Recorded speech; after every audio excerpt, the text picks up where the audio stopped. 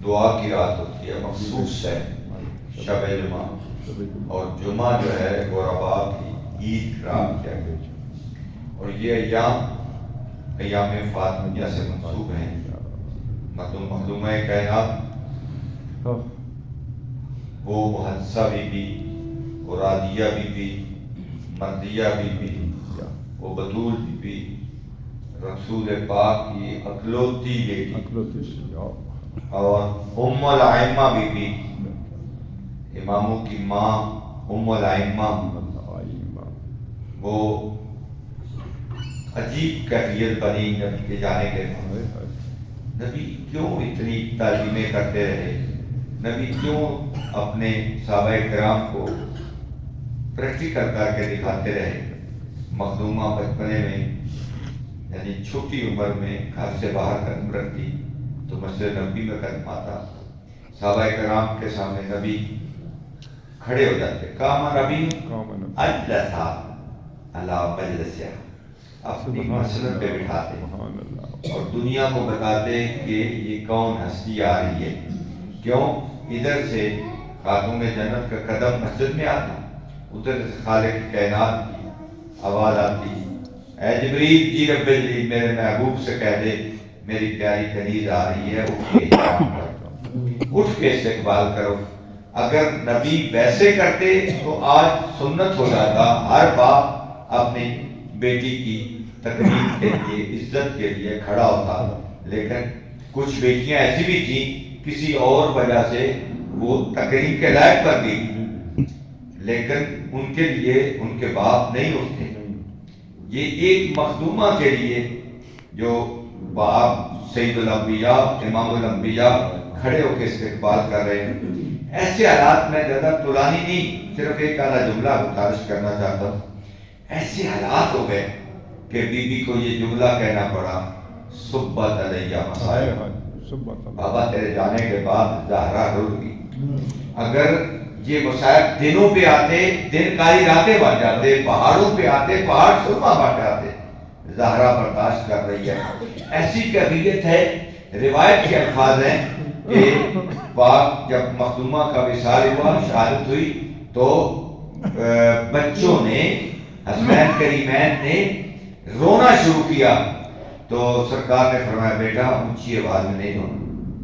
حالات کا تقاضا یہ آستین نہیں ہوتی،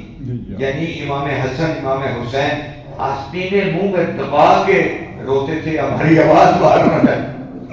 یعنی اتنی ایسی کیفیت تھی کہ تاکہ قبر کو مخفی رکھا گیا، دفنانے کو مخفی رکھا گیا، جنازے کو مخفی رکھا گیا۔ اب کوئی تو وجہ تھی نا، وہ وجہ میں نہیں گزارش کرتا وہ کیا وجہ تھی، لیکن مولا تو جانتے تھے، مولا امام ہے، مولا علی امام ہے، افضل کائنات شخصیت ہے، عصمت کے اعلیٰ درجے پہ فائد ہے، یعنی جتنے معصوم ہیں امام وہ بھی ان کی اطاعت کرتے ہیں، تو وہ کیوں فرما رہے ہیں کہ بیٹا حسن بیٹا حسین آستینوں کو منہ میں لے کے پھر روتا کہ آواز باہر نہ جائے؟ وہ کیسی کیفیت ہوگی، کیسا ماجرا ہوگا، کیسا ماحول ہوگا۔ جنازہ بھی مخفی رکھا گیا، اعلان نہیں کیا۔ مخدومہ نے چند وصیتیں کی، ان میں ایک وصیت یہ تھی کہ یا علی میرا جنازہ رات کو تھا، اور وہ لوگ نہ شریک ہوں جنہوں نے مجھ پہ ظلم کیا ہے، میرے جنازے میں وہ شریک نہ ہوں۔ تو کیسے مولا علی نے، یعنی پاک نبی کے بعد پہلا جنازہ ہے مخدومہ کا جس کو میں چند لوگ شریک تھے، اور وہ بھی مخفی رکھا گیا، اور اس کی کوئی وجہ ہوگی، یقیناً کئی وجوہات ہیں۔ اور مخدومہ کا جنازہ رات کی تاریکی میں اٹھا، تو رات کی تاریکی میں جب جنازہ جا رہا تھا تو ایک ننھا سا سایہ نظر آیا، تو کہا بیٹا حسن یہ سایہ جنازے کے نیچے کس کا ہے؟ روشنی میں کہا یہ میری بہن زینب ہے، چھوٹی عمر ہے۔ فرمایا علی جیسا غیور باپ برداشت نہیں کرتا، میری زندگی میں زینب باہر آئے، چاہے ماں کا جنازہ ہے پہلے جنازہ رکھو، زینب کو گھر پہنچاؤ، پھر جنازہ چلے گا۔ میں کہتا ہوں مولا آج علی جیسا غیور باپ ہے کہ کبھی ایسا بھی ماحول ہوگا، یہی زینب ہوگی،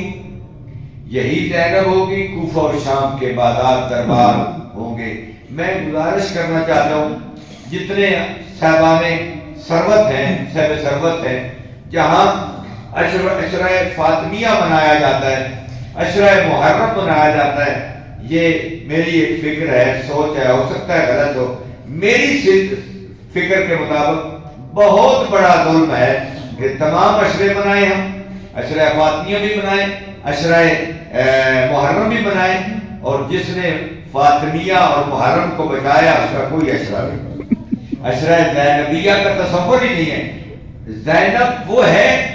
جو باپ کے بعد فاطمہ، اپنی ماں کے بعد فاطمہ بنی، حسن کے بعد حسین بنی، حسین کے بعد بی بی عباس سے وفادار بنی، وفادار کے بعد علمدار کے بعد سب بچوں کی، سب خواتین کی محافظہ قرآن بنی، محافظہ اسلام بنی، محافظہ دین بنی۔ ہمیں اس مخدومہ کا خالق عشرہ بنانے کی توفیق عطا فرمائے، آمین۔ وما علینا الا البلاغ المبین، التماس دعا۔ اللہم صل علی محمد وآل محمد، اللہم صل علی محمد وآل محمد، اللہم صل علی محمد وآل محمد۔ یا اللہ انت المعبود بحق محمد، انت الاعلی بحق علی، انت الفاتح بحق فاطمہ الزہرا، انت المحسن بحق الحسن، انت الکریم الاحسان بحق حسین علیہ السلام۔ الہی صدقہ محمد اہل بیت محمد کا بارگاہ ہماری سے عبادت کو منظور و مقبول فرما، آمین۔ اس دعا کے، اس وسیلے کے، اس توسل کے صدقے میں بارگاہ جناب قیصر صاحب ان کی توفیقات خیر میں اضافہ فرما، ان کے رزق میں خیر و برکت عطا فرما، ان کے گھر میں رحمتوں کا نزول فرما، ان کی حاجات جو مبری پر شریعت ہے اس توسل کے صدقے میں بارہا ان کی تمام حاجات کو پورا فرما، ان کے گھروں میں عزیزوں میں خیر و برکت عطا فرما، اور ان کے مرحومین کی مغفرت فرما، ان کو شفاعت پاک، ان کے مرحومین جو ہیں ان کو شفاعت پاک نبی اور آل نبی کے نصیب فرما، آمین۔ صدقہ محمد والے بیت محمد کا اتنے اس مسجد کے بانیان ہیں ان کی قبور پہ رحمتوں کا نزول فرما، معاونین مسجد کی توفیقات خیر میں اضافہ فرما، ہمیں اس مسجد کو دن دگنی رات دگنی ترقی عطا فرما، مسجد کے جو معاونین ہیں، تعاون کرنے والے ہیں، اور بارگاہ ان تمام کے گھروں میں رحمتوں کا نزول فرما، اس مسجد کو اس سے بڑھ کر چڑھ کر مسجد کو آباد کرنے کی توفیق عطا فرما، آمین۔ وطن عزیز پاکستان کی حفاظت فرما، اس کی سرحدوں کو محفوظ فرما، پوری دنیا میں مسلمانوں کو عزت سے زندگی بسر کرنے کی توفیق عطا فرما، حج بیت اللہ کی سعادت نصیب فرما، بارگاہ محافظہ دین بی بی، محافظہ قرآن بی بی، محافظہ اسلام Bibi, Mohafiza Hussain Bibi, Aliya Bibi کی زری خطرے میں ہے، بارگاہ اس کی خود ہی حفاظت فرما، آمین۔ ہمارے اندر جذبہ پیدا فرما تاکہ اس زری کی بہتر سے بہتر حفاظت کر سکے۔ بارگاہ علماء اعلام، مراد اعلام، خصوصی طور پہ رہبر معظم آقا کامرانی اور رایت اللہ العظمیٰ آقا سیستانی کی زندگی دراز فرما، آمین۔ اور حجت خدا یوسف زہرا امام زمان کا جلد ظہور فرما، ہم کو نگاروں کے جان نثاروں میں جگہ عطا فرما، حج بیت اللہ کی سعادت نصیب فرما، زیارات مقامات مقدسہ پہ مشرف ہونے کی توفیق عطا فرما، بارگاہ ہماری ان دعاؤں کو مستجاب فرما، ربنا تقبل منا انک انت السمیع العلیم بحق زہرا و ابیہا و بعلہا و بنیہا